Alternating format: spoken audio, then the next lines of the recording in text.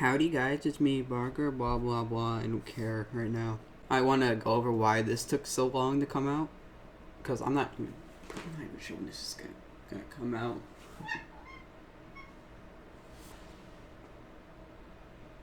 Do you mind?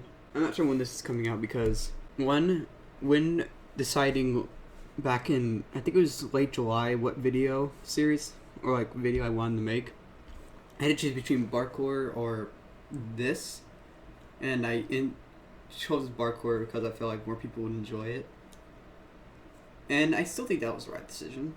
So that means I put this on a hiatus, which of course means it's gonna come out later. And then I deleted the file on accident.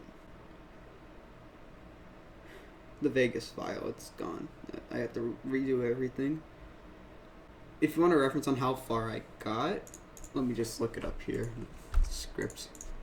I got to his dash attack, which is on page 2 of 9 of the script, which, yeah, there's 9 pages. That's a lot for one episode. But now, from what I have, I only have the beginning of page 1. Yeah. So, that's a lot of work to redo. But I feel like I can definitely do it. It's just going to take a while, and it's going to be very annoying. I'm not upset, but like, eh.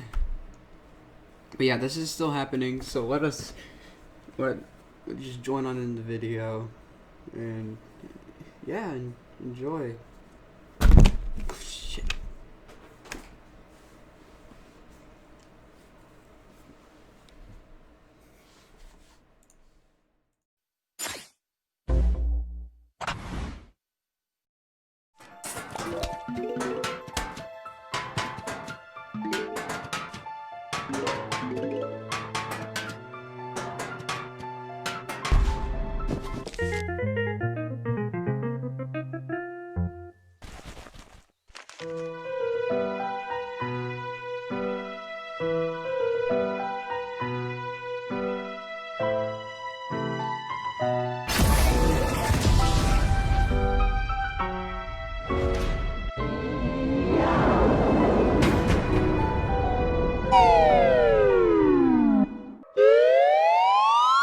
Howdy y'all, it's me, Barker. So today I'm gonna do a little test involving you. I want you to name a classic pair. I'll give you 5 seconds. If you didn't say Plants vs. Zombies, I want you to shut off your router. Go. Bye. Okay, so Plants vs. Zombies, we all know what it is. The classic game that basically brought tower defense games back into the market. That has since been ruined by EA, like countless other franchises. I got back in the game when Zach Scott used to play Garden Warfare 1. Man, it looked good, so I wanted to buy it. And then like, it came out on PC my birthday that year, so I got it, or something along those lines. Garden Warfare 2 is one of my most played games just in general, and I'd say PvZ deserves some spotlight in Smash. If not PvZ, at least EA in general, since even though they are kinda scummy, they are still a part of the gaming market and still deserve some recognition. Okay, maybe not, but Plants vs. Zombies is like the exception. That one's good. Some think Sunflower Crazy Day would be the best pick, and while I do agree to an extent, I think Peashooter and Super Brainz would be the ideal picks. Now, I know fighter passes have so far only have one character, but I think this should be the exception to have 2. Let me remind you that the game is Plants vs. Zombies, not Plants or just Zombies.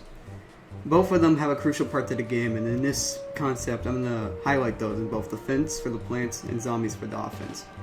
That's why I chose Peashooter, because he can shoot like most zoner characters in the game, and Super Brainz is literally a superhero that punches people like more offensive characters like Captain Falcon. It only makes sense. Also, yes, I may have taken this a small hiatus. Only a small. But whatever, we're back in action, so let us prepare our seats and start out with the history of the Plants vs. Zombies series.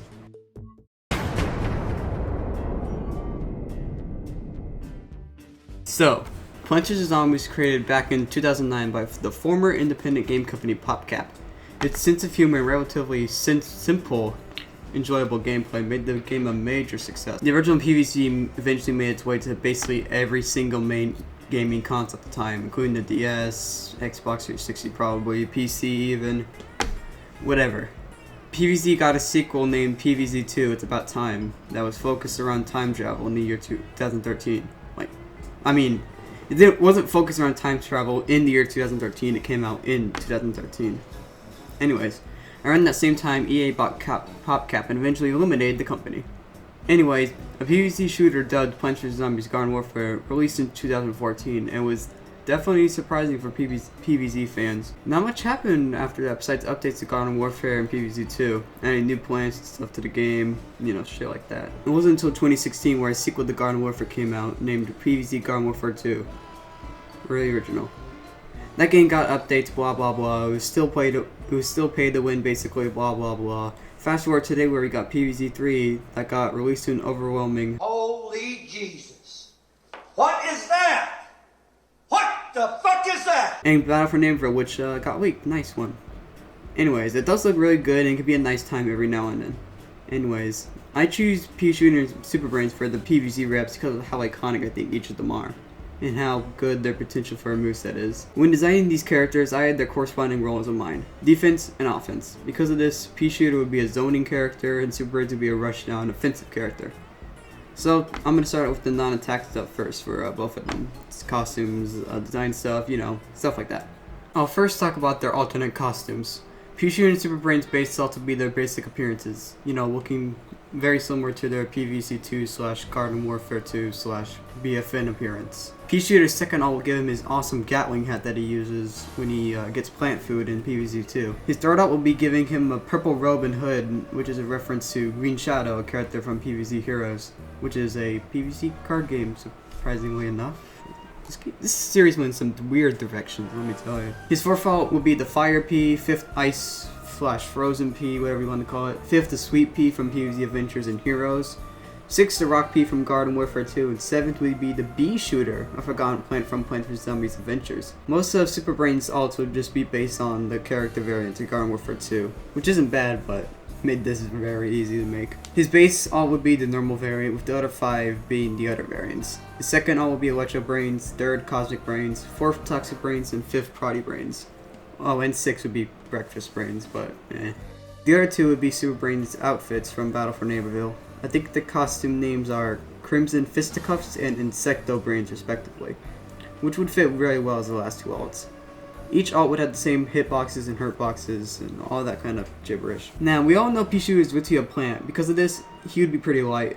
Why would a plant be as heavy as like Bowser, am I right? Okay, you made your point. He would have about 80 units of weight, making him heavier than Kirby but lighter than Bayonetta. He'd stand around the same height or smaller than Villager and have the same walk and initial speed as Villager.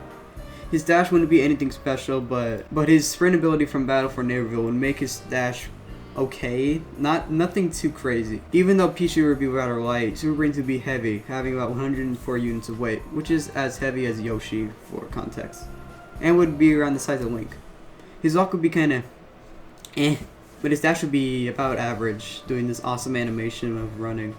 It's awesome. He really isn't known for his stellar speed, but he can get the job done. Peashooter and Super Brainz would both have 2 jumps and no additional movement options. I'll start with Peashooter's moveset first, then I'll go into Super Brainz, then I'll discuss stages, songs, and all that other stuff.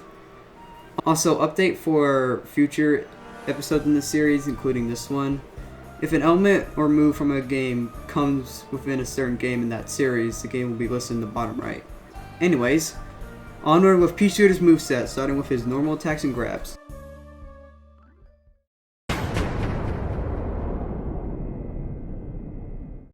Peashooter's jab would utilize the full auto Ps from Garden Warfare 1 and 2.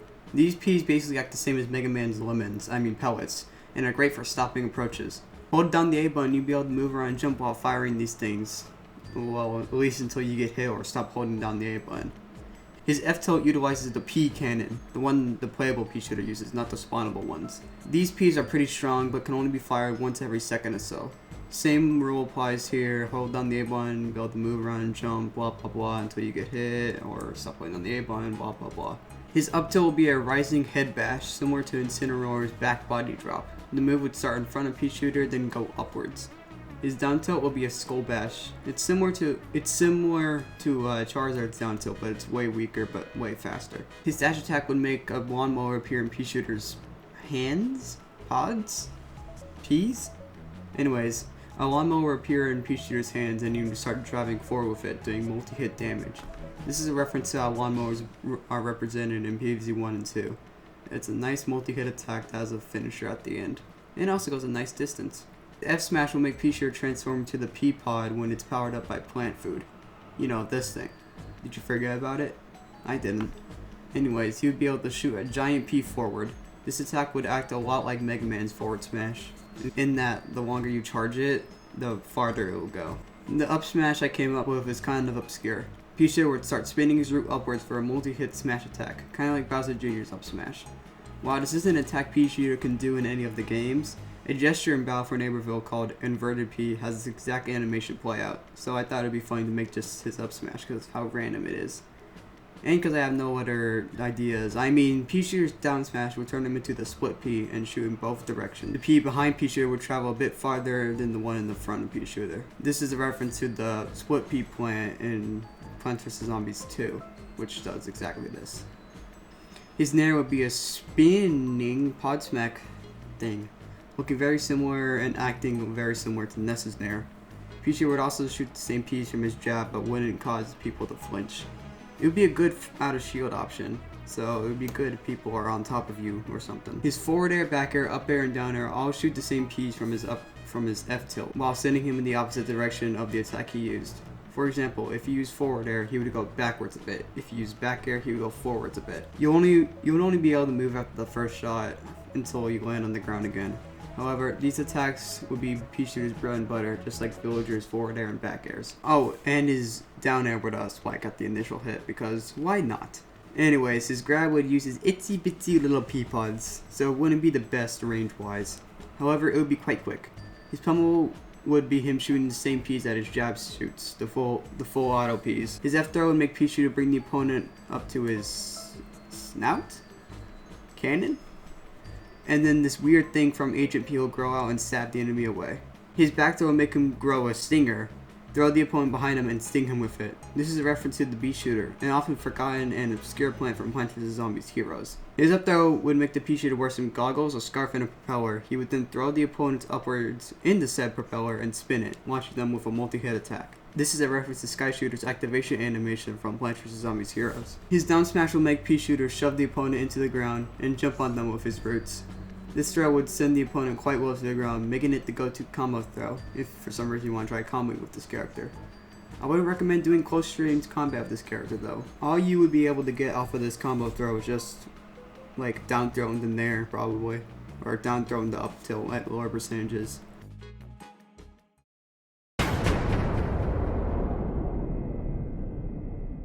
His neutral special will be the Plasmic Disruptor, used by the Plasma Bee in Plants vs. Zombies Garden Warfare 1 and 2. It acts as a powerful chargeable projectile, and I know people are sick of the chargeable positive energy in characters' neutral specials, but this one acts a bit different, I swear. Pressing B will automatically start charging the ball up. Peashooter can walk around and jump freely while charging, and you can shoot the ball at any time by pressing B again. After the ball hits someone, or a small blast will follow.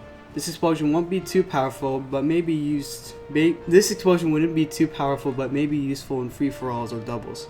This ball can also be rapidly fired by rat-a-tat tapping that B button. Its side special will be the Chili Bean Bomb. The Chili Bean Bomb is a bomb that Peashooter can shoot out in the Garden Warfare series, and Battle for Neighborville if you want to count that. When thrown out, it will take a few seconds to blow up, but when it does, a mighty explosion occurs. In Smash, it would basically act as a stronger version of the Inkling's down special, but it will not blow up upon contact. This move could be useful for some nasty kill confirmed setups. His up B would act a bit differently than other up specials. It would be the Peashooter ability from Battle for Neighborville. That's what it's called. In Battle for Neighborville, it's an ability that makes Peashooters jump super high, move a bit quicker, and have the ability to hover in the air. In Smash, it'll act the same. So if you want to recover, you have to use your up special first, then use your double jump. Quite strange, I know, but I want to make it faithful to the games. Not saving your jump will be fatal with this character. All it will do is just activate a small little hop, like how ice climbers do when Nana isn't present. Hold down the jump button after using this move and Peashooter will hover downwards with a small flinching hitbox. This means Peashooter's recovery is super versatile if he has his jump. Without a jump, he is a dead man. Now here's where things get crazy, and the PvZ character's gimmicks come into play. In PvZ, the game is all about building your forces, defending from zombies, and in Smash it will translate right over. Peashooter will be able to summon plants of sun. Small, normal, and big sun will fall and spawn upon the stage randomly. Peashooter needs to touch them to gain sun. The amount of sun he collects will be present on his UI.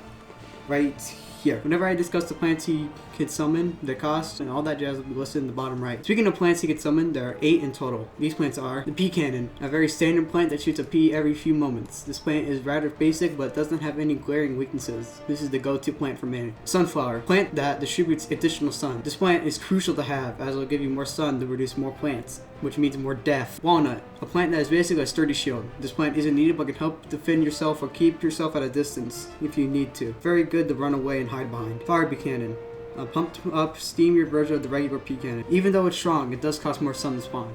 It also does fire damage, so it won't be that useful against red Pikmin. Melon pole, a plant that throws melons at an angle similar to the Belmont's axe. This move would basically be a fruitier Belmont dispenser. Just think of that.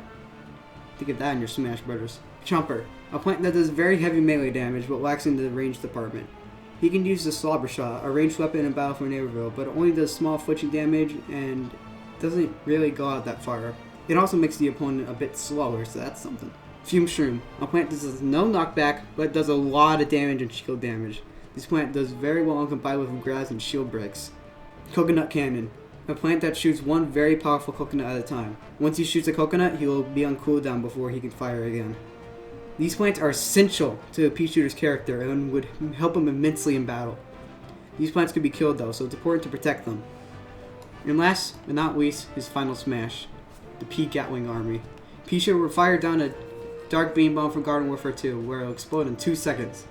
You can move around, jump, and grab people before the explosion actually happens. Anyone caught in the explosion will be sent into a cutscene. Peashooter would jump in front of the enemy with every other single Peashooter ever made next to him. Then they will all put Gatlings in their mouths, get the helmets on, and then shoot forward at the enemy, all at the same time, doing massive amounts of damage and knockback. Then the player's Peashooter will shoot a gigantic P to finish off the onslaught.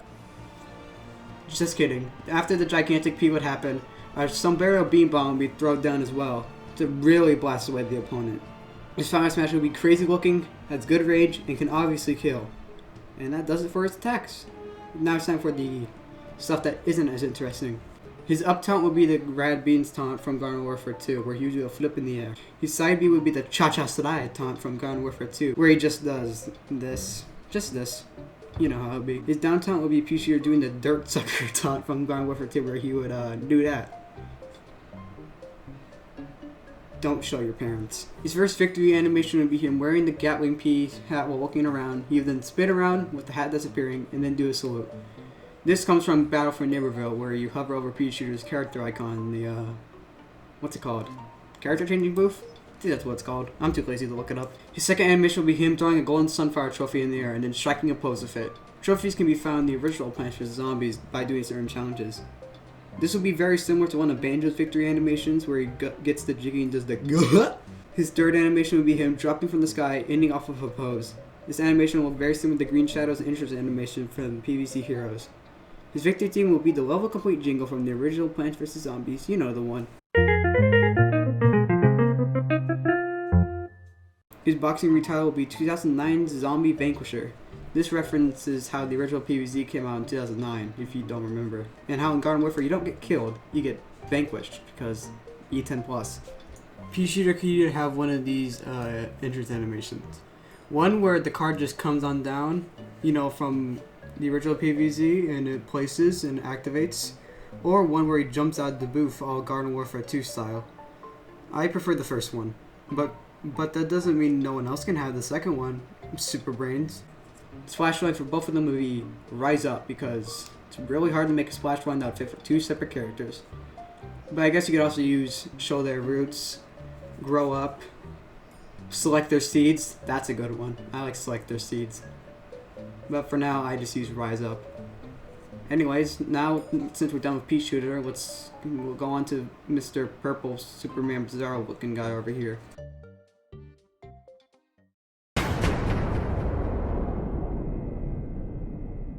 Super Brainz' Gentleman Jab will be a slap from the left hand, then the right, then ending off with a slap from both hands. His rapid jab will be the first 2 slaps along with many following slaps. This form of attacking is used by Breakfast Brainz in Garden Warfare 2. His forward tilt will be Cosmic Brainz' first punch. It would be quick, but would only be a tool used to stop approaches or poke in the neutral. His up tilt would be the first punch from the Super Brainz normal combo. It would be a quick right uppercut with very little lag but not a whole lot of damage. It would be a good combo extender and anti-air. Speaking of his normal combo, the down tilt will be the second punch from said combo. It wouldn't be all too powerful, but it would be a good poking tool. His dash attack will be the Turbo Twister. This attack would be a good multi-hit attack, like Mega Man's dash attack, and it would be a decent kill move. Super Brainz' forward smash would be Cosmic Brainz' fully charged fist. Yeah, in Garden Warfare 2, you're able to charge your fists in some attacks. If you're able to kill someone with this punch, it would make them straight up disappear. Ooh. It would do the same in Smash if you happen to hit an opponent that is over 100% or so. It would even have the cool blue zoom in effect, you know, this thing. This move would be kind of slow, would have a slow start up, but the payoff is heavily worth it. His up smash would be the finishing punch from his original combo. It would be the fastest smash attack he has, and it would be very similar to Ryu's up smash, but it would be way more flashy. His down smash would also be the Turbo Twister. It would be a multi-hitting attack and would draw enemies near him when they're barely out of reach. It would be his quickest yet weakest smash attack. His nair would punch and kick while in the generic superhero flying pose. His fair would be the first 2 punches from Electro Brainz. It would be a 2-hitting move with electrical properties, so you can't be yell picking to death with it. Sorry. I know I'm disappointing a lot of people with this episode. His back air would be a spinning electrical upwards hook based on Electro Brainz' last 5th punch. It would also have electrical properties and would be one of the only back airs to have a hitbox in front of him. His up air would be Toxic Brainz' 3rd punch. It would be a good kill move at higher percents and would have poison properties. This means you can't murder white pigment with this move. His down air would be Super Brainz' additional 4th punch that he can earn in Battle for Neighborville. It would be a quick spike. However, it does have a bit of in lag. Super Brainz will grab with his left hand or right hand depending on what direction you're facing. We would hold the opponent by the face and hold them in the air like again in side B. His palm would be body blows, with his forward throw would be the Superman punch, which is a boxing technique. Back throw would simply throw the opponent behind them with one hand. Super Brainz will look very smug while doing this. This throw would be a powerful kill throw. His up throw would be considered as up smash, but nowhere near as powerful, if you couldn't tell. However, this move would deal good damage and set up combos. His down throw makes Super Brainz jump into the air of the opponent with their head in hand, and then come crashing back down to the ground, head first. It would basically be a way more intimidating version of Wolf's down throw. Super Brainz' neutral special will be the Ultra Flying Fist, which is a chargeable projectile. Yes, I know this is another chargeable neutral special, but this one would also be a bit different in a way. In Battle for Neighborville, it doesn't have too much range at all. However, it's very powerful. It would work the same in Smash. Pressing B would make Super Brainz charge up the move. You'll be able to walk around, jump, blah blah blah while doing this. Pressing B again will fire the fist. The fist will be one of the strongest projectiles in the game, but it will also have not as much range as other projectiles. So it really isn't much of a chargeable projectile as it is a long sword move. The side B will be the Heroic Kick. This move would act very similar to Captain Falcon's sound special, but would be way more horizontal. Falcon Kick on the ground is a way to get in on unsuspecting opponents, and is a quick way to go downwards in the air. Heroic Kick would be the same as Falcon Kick on the ground, and a semi-recovering tool in the air. It would be like Gandalf's custom down special from Smash 4. Does anyone else remember those? I sure do. You'd be able to jump out of this near the end of the animation. Super Brainz' up special will utilize the Hyper Jump Thump ability from Battle for Neighborville. This ability sends Super Brainz high into the air, then crashing back down with a mighty punch. It would be the same song and dance in Smash, acting very similar to Incineroar's up special, except it would be way more mobile. However, there wouldn't be a hitbox at the beginning of a move, but there would be a powerful spike hitbox at Super Brainz' fist as he comes falling down. It snaps to the edge, and you would be able to act out of it a second or two after falling. Yeah, so you're not completely defenseless when you're falling down. The best plan to recover Super Brainz' up special, jump, side special, and air dodge if needed. Or side special, jump, up special. This up special would be great at mixing things up when you want to recover. And then there's his down special. Since Peashooter will be able to plants, why shouldn't Super Brainz be able to summon zombies? And that's exactly what I wrote down. It's on the script. That's me clicking the screen. Super Brainz would have the same gimmick as Peashooter with, well, brains coming down instead of suns, of course. And would be able to summon 8 different types of zombies. Unlike the plants, these zombies would have to move freely and are more designed for attacking, not sitting there like a duck. These zombies would be as essential to Super Brainz as the plants are to Peashooter. Zombies Super Brainz would be able to summon consist of brown coat zombies, the most basic zombie. These would be quick, but would be quite mobile and are cheap to summon. You'd be able to send masses of these to your opponent if you wanted to. Brain Vendor, the zombie equivalent of the sunflower. The zombie would sit in the back and give out brains every once in a while. Very crucial to have on the team. Scientist Zombie, the zombie that can warp around the map and cause havoc with his good blaster shotgun. At long ranges, he wouldn't be able to do much, but he would do loads of damage at close and can even kill. Trash Can Zombie, a zombie that's rather simple, but has the ability to make himself invincible for some time by hiding in his trash can. When in the trash can, nothing can damage it, but he'll stay in there for only a second or two. So you could hide behind this if you get your timing right. Disco Zombie, a funky zombie that spawns with undead backup dances every once in a while. The zombie is great at overwhelming the opponent. Catapult Zombie, a zombie that isn't as mobile but acts as a basketball launching turret. It would shoot basketballs that are affected by gravity at an arc every second or so. So it's basically the Belmont's axe turret. I bet Belmont players are shaking in their boots based off this episode. Digger Zombie, a zombie that has the ability to dig on the ground and go to other parts of the map. He'd be able to dig to any part of the stage that he was summoned onto, and smack opponents with a powerful pickaxe from behind them. Or in front of them. Doesn't really matter. Foot Soldier Zombie, a zombie that shoots out a rocket from his RPG attached to his back. This rocket would be mighty powerful. However, after shooting once, Foot Soldier will have to rest before he can shoot again.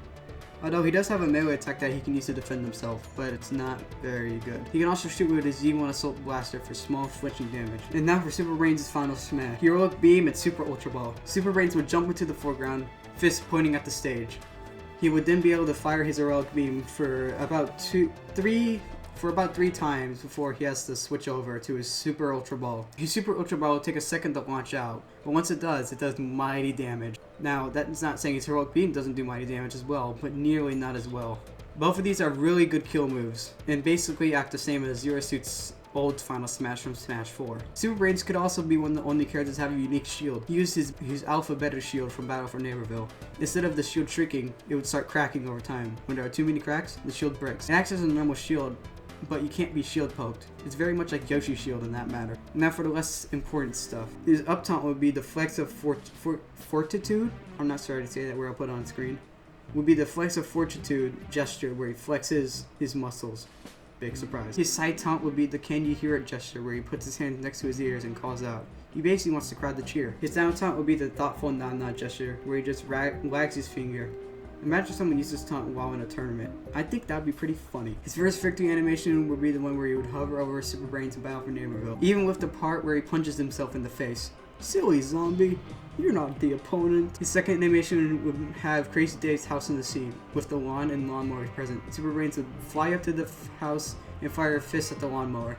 Then he'd walk through the door, wave at the camera, and enter the house. The classic no scream and munching sound can then be heard. This is a reference to when the zombie enters your house in the classic tower defense games. His third animation would be him simply laughing at you, because that's a friendly way to show respect. It would basically be one-to-one with the laughing taunt present in Battle for Neighborhood. His victory theme would be the classic Love Complete jingle from the Plants vs. Zombies games, the same as Peashooter's. Boxing ring title would be Zomburbia's #1 zombie. Super Brainz was made just to fight in the Battle of Zomburbia, according to the character descriptions found in Garden Warfare 2. So I think this reference would be rather cute.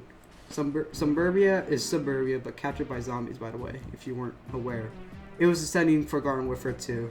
I already discussed potential entrance animations to the Peashooter section. That's it for all the character related stuff. Now it's time for the other stuff.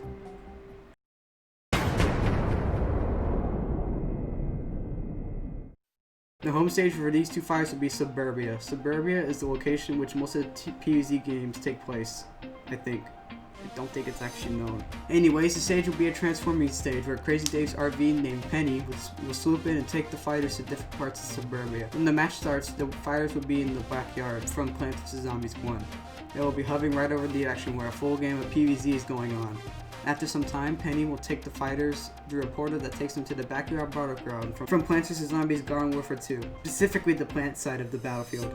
The fighters would then be able to fight on this part of the map, the one that you should be on your screen right now, and if it isn't, feel free to comment that in the description and make fun of me. After some time, Penny will yet again swoop on in, go through a portal, bring the fighters to a new location. This time, she would take them to Suburban Flats, a map in Garden Warfare 1.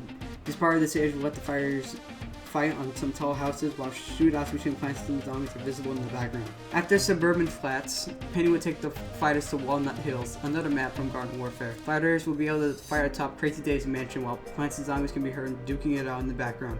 After some time, Penny would return the fighters back to the backyard from Plants vs. Zombies 1. It was kind of hard for me to decide on a map, so I just thought I'd include multiple. And last and definitely least, the music. I picked out some of the tracks I thought would fit well. Any of the upcoming tracks, except for the shooter games tracks I guess, they're already orchestrated enough, can be remixed. I don't really mind which. The list of songs will appear now.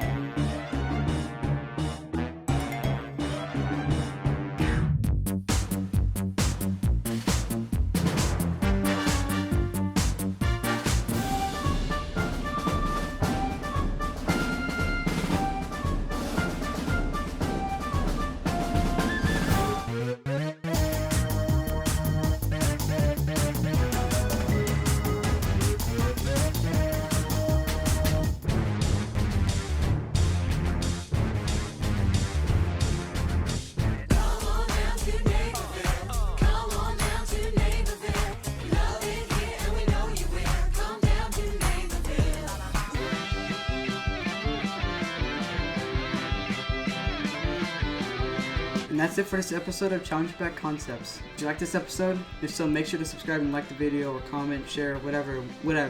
It shows to me that you actually like this and that you want me to continue making these. Or that you just simply like the episode. PvZ is one of my favorite series of all time, so I knew I had to make a character for it. And, well, I went and made 2. Sorry that this episode took over a year to make. Yeah, it's been in the works technically ever since... Let me check. February 2019, which is a very long time. So I'm sorry that it took so long. I've been dealing with a lot of personal stuff in school, although this series will continue. Anyways, I'll see you in the next episode. Until then, have a marvelous day.